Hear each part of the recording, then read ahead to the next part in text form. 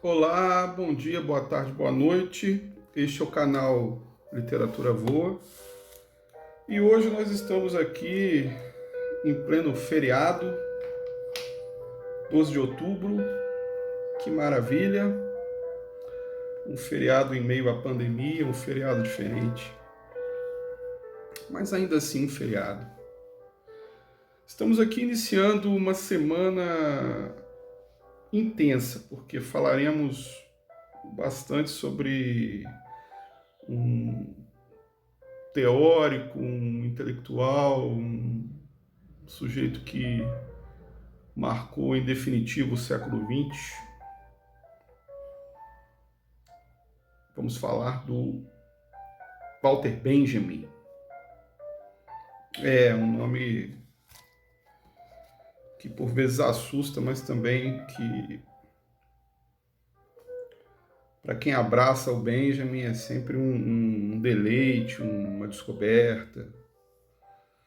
Então é mais ou menos nessa direção que a gente gostaria de caminhar com vocês esta semana. A noção da descoberta, para quem ainda não tratou do Walter Benjamin com certa rigorosidade. Eu gostaria de iniciar então comentando, sobre um texto dele que é um dos mais famosos, se não o mais famoso dele, a obra de arte na era de sua reprodutibilidade técnica. Eu tenho esta edição aqui, que é da Zucca, eu acho que é isso. É lá de Porto Alegre. Bom, é uma edição bem bacana que saiu agora há pouco tempo, né? Essa edição é de 2018 e ela contempla a segunda revisão que o Walter Benjamin fez acerca do seu famoso texto, né? E aqui a gente tem na capa, não sei se vocês estão conseguindo contemplar, vamos lá. Nós temos na capa uma cena da gravação do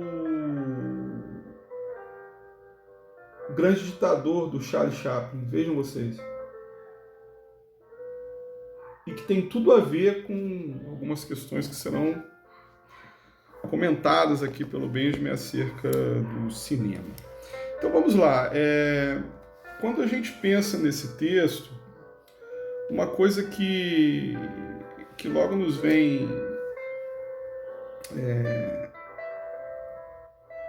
evidenciando aí a nossa reflexão é a crítica que o Benjamin faz a essa reprodutibilidade exacerbada, né? Ao mesmo tempo em que ele valoriza a democratização da arte. Poxa, mas como assim? Ele cria ali um contexto de exposição tratando acerca da forma como, naquele momento de transição do século XIX para o século XX já caminhava a passos largos, né? O texto foi publicado em 1936, mas vejam vocês, o Benjamin, então, ele começa a refletir sobre o modo como a arte ela estava sendo encarada ali, naquela atmosfera do primeiro quinquênio, vamos colocar assim, do século XX, que foi um momento de transformações abissais para o mundo. Nós tivemos as duas grandes guerras, e segundo Eric Hobsbawm, nunca se matou tanta gente na história da humanidade. Isso está bem evidenciado ali no A Era dos Extremos, do Eric Hobsbawm. Isso é um dado que não tem como a gente deixar de lado. A gente tem, então, a configuração de um momento histórico, vamos colocar assim, muito transformador. O mundo parece que saiu de uma certa instância de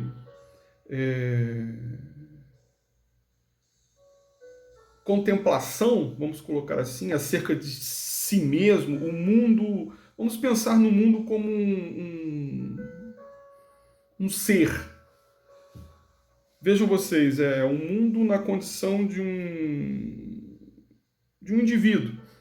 Aí é como se ele estivesse entrando no século XX numa fase mais madura, numa fase mais autoinvestigativa. Como se o mundo estivesse sofrendo traumas verdadeiros. Não que no passado isso não tenha acontecido, é claro, o ser humano ele sempre foi fadado ao extermínio, fadado ao egoísmo, as questões que a gente já conhece em termos de exploração. Podemos pegar um exemplo acerca da invasão que a Europa perpetrou em relação ao Novo Mundo, vamos colocar assim. Quando Cristóvão Colombo chegou à América em 1492, a situação ali se adensou por completo, né? A gente meio que percebe ali a demonstração de uma verdadeira face de toda essa hegemonia eurocêntrica, de toda essa condição, entre aspas, superior, de uma sociedade evoluída, de uma sociedade que se revestia de todo um projeto, né, de catequização, de todo um projeto de levar a esses povos bárbaros uma cultura, de impor essa cultura, na verdade. Né? Isso é um exemplo capital aí para a gente poder pensar as mazelas do mundo. Mas no século XX, as duas grandes guerras foram exemplos de todo o malefício que o poder ele pode alastrar mundo afora quando o assunto dominação, quando o assunto enfim, expansão de domínios e por aí vai. A gente tem a questão do nazismo, que insere-se também aqui no comentário sobre Walter Benjamin, mas focando no texto A Obra de Arte na Era de Sua Reprodutibilidade Técnica, o que o Benjamin ele vem a nos colocar aqui em termos de problematização é o modo como a arte ela começa a ser visualizada, então, a partir de todas essas transições, vamos colocar assim. Durante muito tempo a arte ela foi considerada como uma espécie de elemento associado ao culto, associado à exacerbação de todo esse caráter aurático que ela ainda tem, vamos colocar assim, né? É claro que com a contemporaneidade muito disso foi fragmentado, foi dissolvido, mas a arte ainda tem esse caráter de algo fadado ao culto, né? Se a gente pensar, por exemplo, na Capela Sistina, lá no Vaticano, as pessoas chegam lá e se deleitam com aquelas imagens no teto que foram pintadas pelo Michelangelo. O Michelangelo como um grande gênio da humanidade, o Michelangelo como um desses representantes, né, de uma escolha, como se ele fosse um escolhido. O Michelangelo, um artista, um gênio, um homem que foi tocado pela arte, e ele, com o seu talento, ele esculpiu Moisés, ele pintou a Capela Sistina, ele conseguiu retirar da pedra a Pietà. Então vejam vocês como que tudo isso se reflete na ideia de culto, né? Estamos aqui a cultuar a figura do Michelangelo como um ser distinto. Ok, mas quando a gente pensa na reprodutibilidade imagética das obras de Michelangelo, quando a gente pensa no quanto as imagens da Capela Sistina elas já foram intensamente redistribuídas mundo afora, aí eu coloco para vocês a seguinte questão: quando a gente tem assim a oportunidade, né? Meu Deus do céu, eu particularmente nunca fui à Capela Sistina, mas quando eu lá estiver, eu ficarei totalmente seduzido e prostrado diante da potência da expressão artística do Michelangelo. Mas eu não sou melhor do que ninguém, mas vamos colocar a seguinte questão: eu sou um amante da arte. Eu sou um professor de literatura, eu pesquiso essas coisas. Eu posso falar aqui da minha experiência quando estive diante do Guernica, do Picasso, lá no Museu Rainha Sofia, e do quanto eu fiquei emocionadíssimo e até chorei diante da experimentação artística que estava diante dos meus olhos. Né? Mas, volto a dizer, eu sou eu. A questão é, para as pessoas, de um modo geral, para a nossa, vamos classificar assim, para a nossa elite que está mais preocupada em viajar e conhecer lugares e ir a um museu como o Louvre, por exemplo, para cumprir uma tabela. Será que quando essa elite se coloca diante de um quadro do, sei lá, do Da Vinci, a Mona Lisa, será que essa elite verdadeiramente aproveita o momento? Ou ela está sendo meio que levada, né, vamos colocar assim, levada por um automatismo? É aí que está, é aí que se insere a questão do Walter Benjamin. Essa reprodutibilidade técnica da arte gerou um automatismo dessa arte no sentido de comprometer uma assimilação sensível nossa.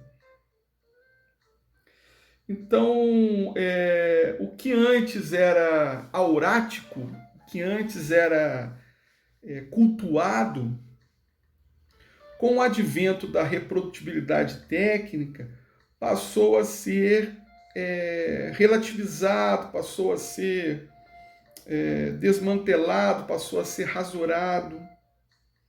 É claro que a gente tem, de um lado, notória essa posição do Benjamin.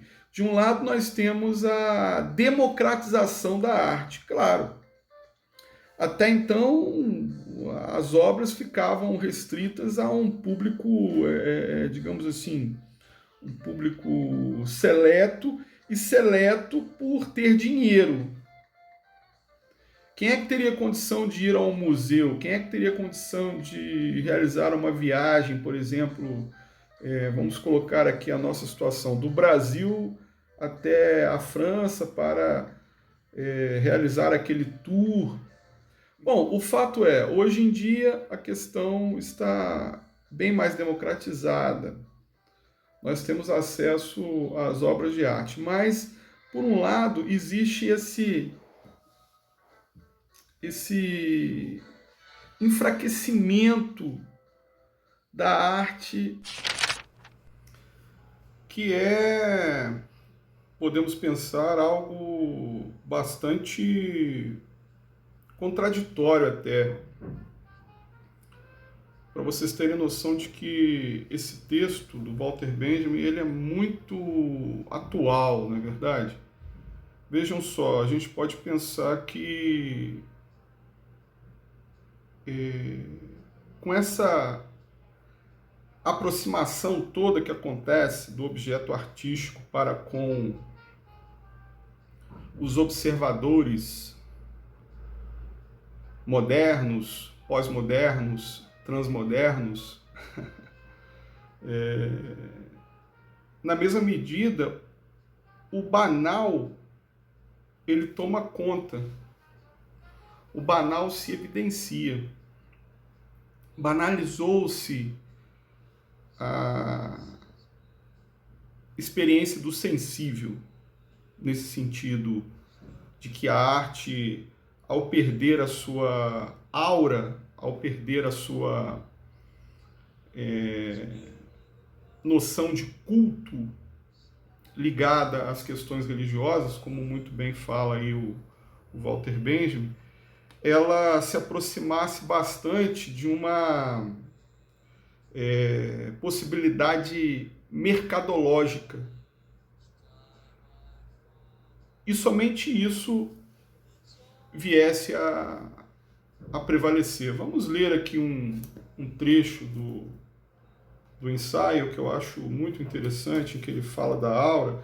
Isso está no início da parte 4, em que o Walter Benjamin diz assim: no interior de grandes períodos históricos, transforma-se com a totalidade do modo de existência das coletividades humanas também o modo de sua percepção.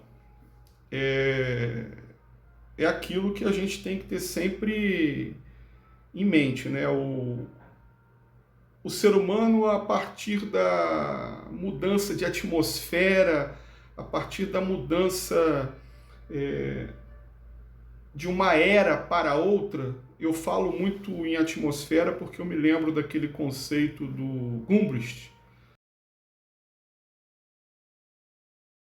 o estímulos, que ele considera essa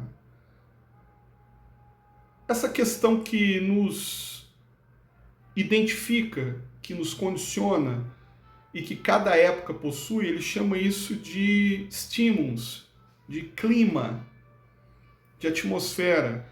Então essa troca de atmosfera que ocorreu do século XIX para o século XX, em termos de experimentações modernas, dentre as quais o Walter Benjamin cita que a fotografia e o cinema, isso veio a corroborar para a mudança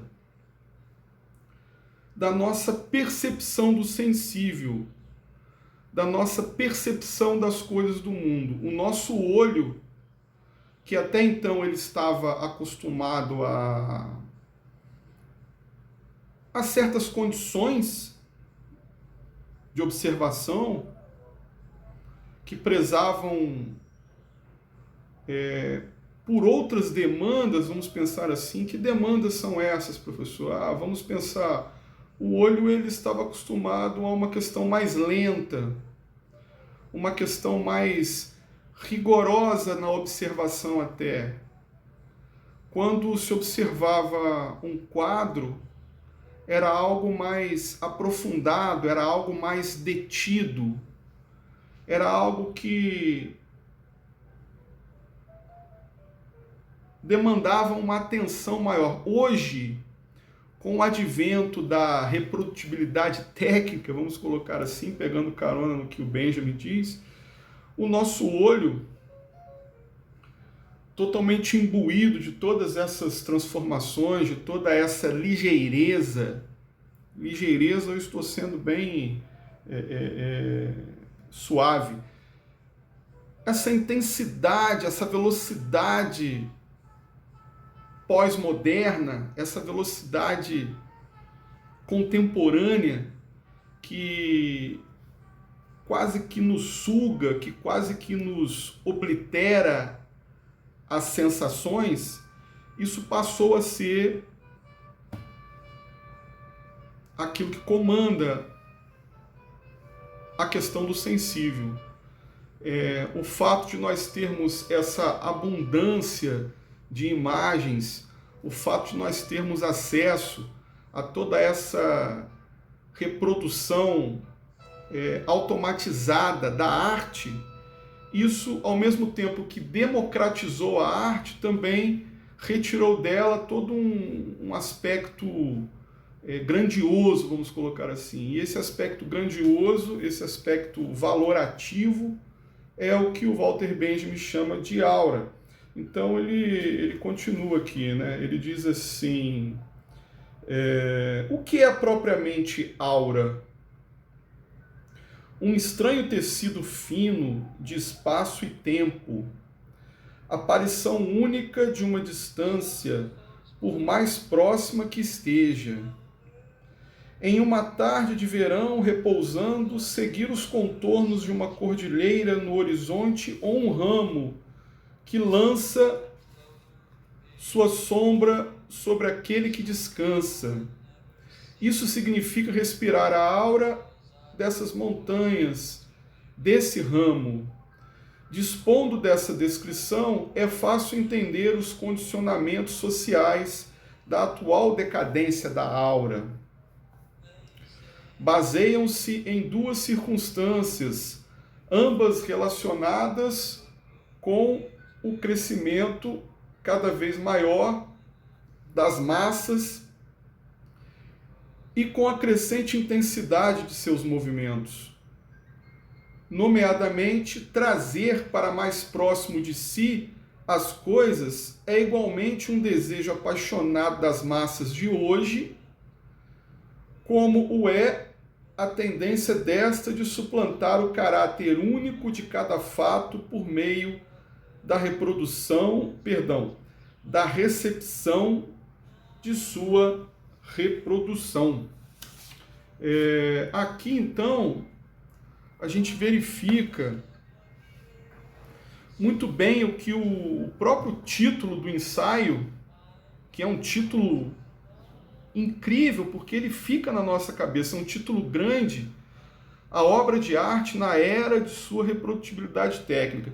Então, se a gente for parar para pensar, é um título que ele não é uma oração, ele não tem um verbo, mas é uma frase, obviamente, é um enunciado, ele propõe uma enunciação reveladora. A obra de arte é algo principal que está sendo colocado ali na era, ou seja, toda essa classificação que eu coloquei aqui em termos de mudança de clima, estímulos, atmosfera, de que nos fala o Gumbrist e que nos define enquanto épocas no mundo. Um outro exemplo, só para ficar claro, como que nós somos hoje em relação ao que nós éramos há, 20 anos atrás. Caramba, a atmosfera já mudou, o modo como nós encaramos a sociedade já se transformou, essa pandemia já ditou novas regras comportamentais, então tudo isso está sendo encampado. O Walter Benjamin ele coloca isso quando ele sinaliza na era, ou seja, naquele momento circunstancial e definidor de sua reprodutibilidade técnica.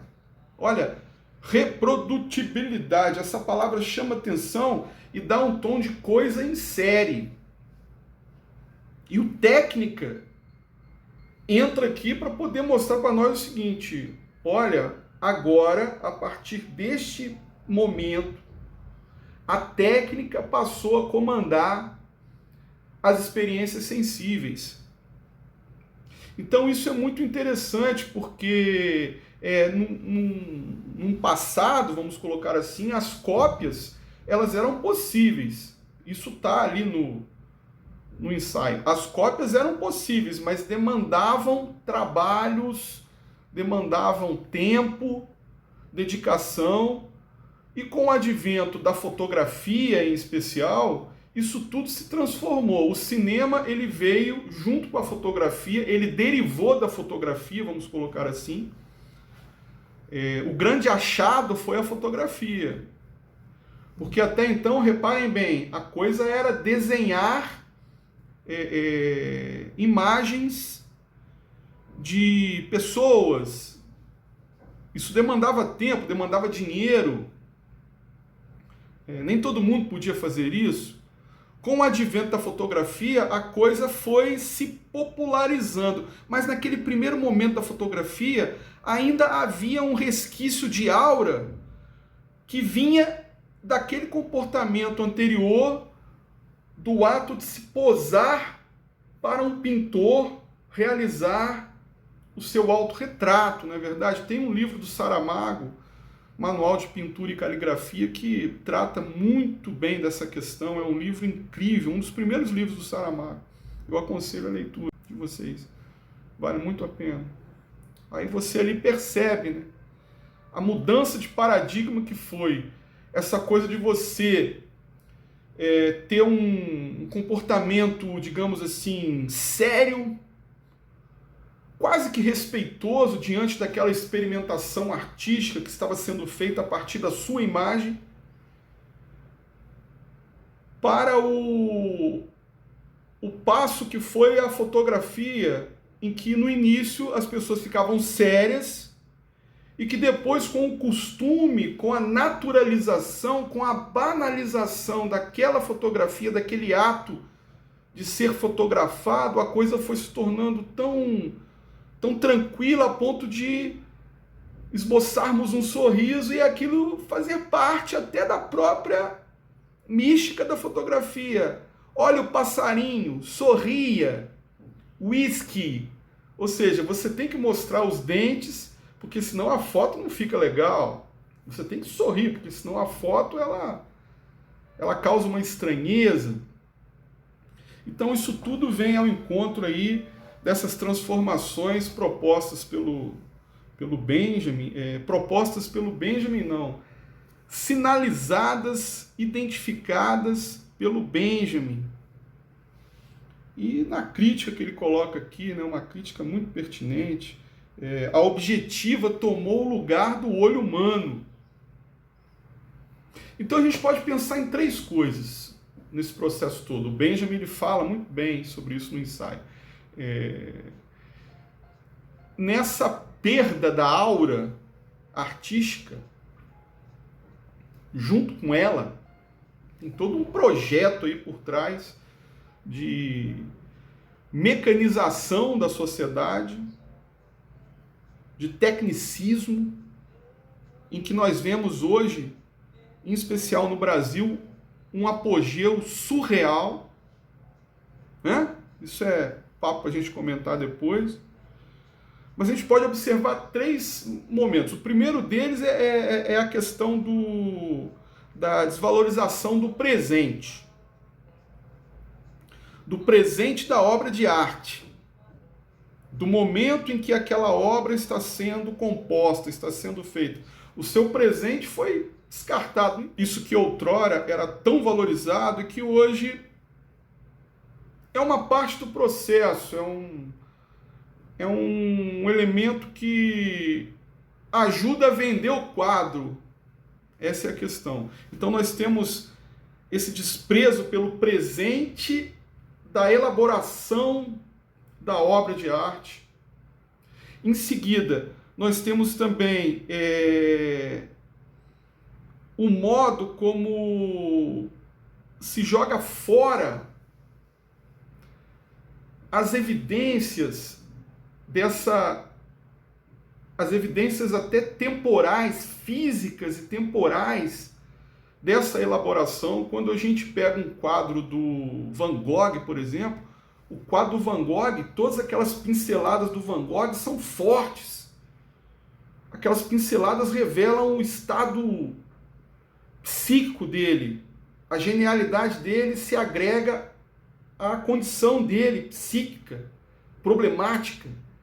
Então, quando ele desenha aquela noite estrelada, aquelas pinceladas são fortes e os sulcos na tela, as camadas de tinta que se sobrepõem, aquilo fica meio que num relevo. Então isso tudo é desprezado, porque quando se estampa aquilo numa camisa, por exemplo, a gente não vê toda essa visceral experimentação artística. Isso também é descartado. E junto a isso, toda uma tradição cultural daquele momento é relativizada, com vias ao lucro, com o objetivo da venda, a questão mercadológica.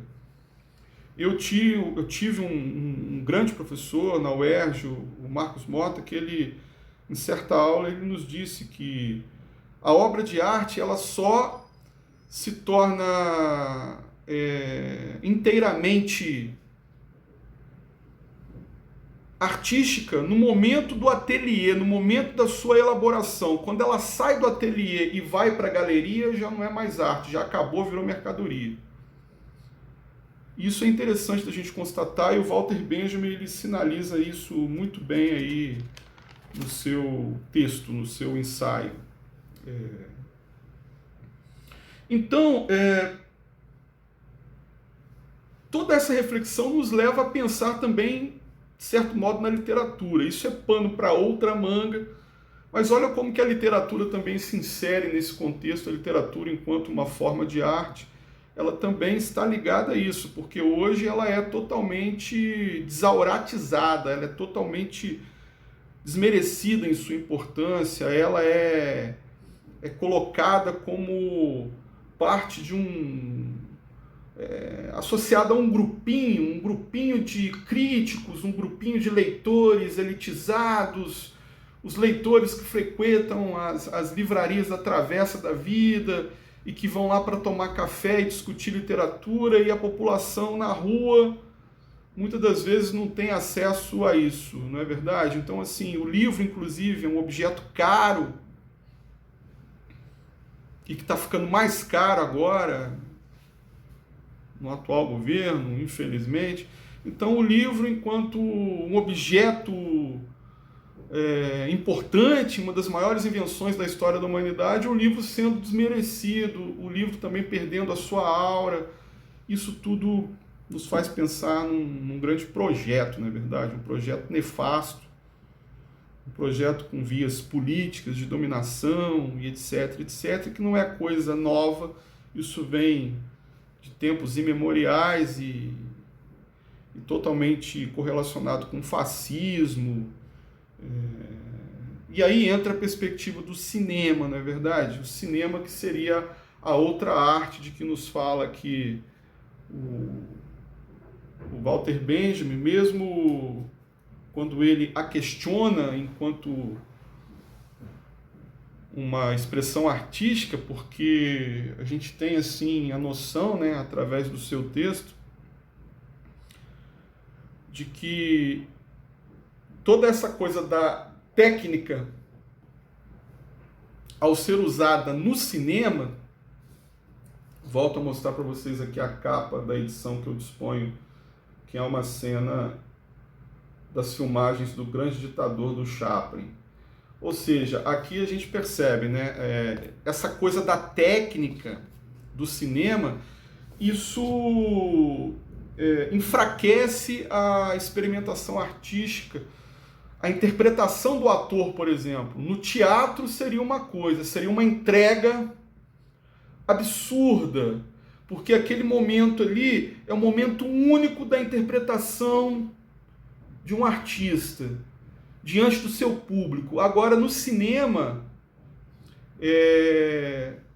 por ser algo feito de forma, muitas das vezes, pasteurizada, de forma em série, eu não quero dizer que o cinema... Esse pensamento aqui é uma reflexão que o Walter Benjamin faz à sua época, em virtude do cinema ser algo que se baseia na técnica, que se baseia até mesmo na ideia de reprodutibilidade para ser levada às massas. Eu não quero desfazer o cinema enquanto sétima arte. Essa época ele não era nem considerado sétima arte, mas a reflexão que o Benjamin está fazendo aqui é interessante, porque nos demonstra que existe também uma quebra nessa aura da interpretação do artista em virtude do quanto que a equipe técnica, o diretor, a questão da fotografia, a partir de 1929, com o advento do som, como que tudo isso foi organizado a ponto de estabelecer um novo paradigma, né? A arte cinematográfica, que é necessariamente uma nova modalidade que passa a interferir, vamos colocar assim, no convencimento, dada a sua proximidade com a vida. Será que a gente pode dizer isso? Eu acredito que sim. Quando a gente entra para assistir a um filme no cinema, a gente se esquece da nossa vida, a gente toma lugar ali, passa a viver aquelas experiências. Então, o poder de convencimento do filme é algo extremamente inusitado, é algo formador de ideologias, de uma forma inesperada até, né? A ponto de chocar o espectador e implantar ideias nele. Então é nesse sentido também que a gente tem que pensar um pouco aqui do comentário do Benjamin, que é sempre muito apropriado, que é sempre muito. Inclusive porque ele tem uma forma muito peculiar de escrever os seus artigos, né? Perdão, os seus ensaios. Ele optava pelo ensaio, pela forma transgressora, se é que a gente pode pensar assim, eu considero um ensaio enquanto uma forma de transgressão em oposição ao artigo.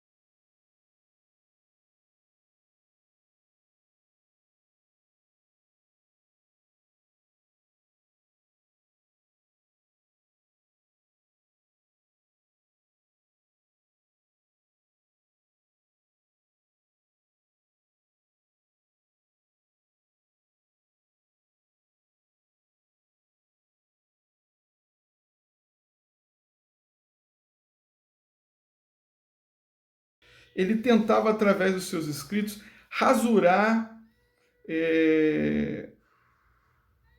toda uma produção acadêmica que se distanciava do, da episteme, a ponto de colocá-la no alto. O Walter Benjamin ele queria pegar essa episteme e trazê-la para o chão dos homens, no sentido de fazê-los caminhar por ela. É uma questão um tanto complexa, mas é mais ou menos por aí que a gente pensa muito o Walter Benjamin também. A gente, eu. Não que os textos do Walter Benjamin sejam fáceis, não. É um texto que exige uma atenção, um aprofundamento, mas ele tem um estilo muito peculiar de escrever e que seduz, né, pela sua condição de quebra de estilo consagrado, né, pela academia e tudo mais.